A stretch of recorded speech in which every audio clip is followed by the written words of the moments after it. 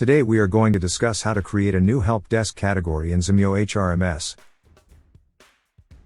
Let's get started with the navigation. First, log in on your Zimyo HRMS portal using your login credentials. This will take you to your dashboard. Then go to the organization option and go the help desk or click on help desk category. And you will redirect to help desk category. Here you will see all help desk category.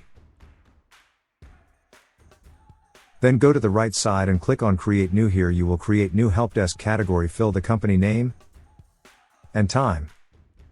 Select TAT unit. Select department. And select owner. Then choose the status. And click on done button.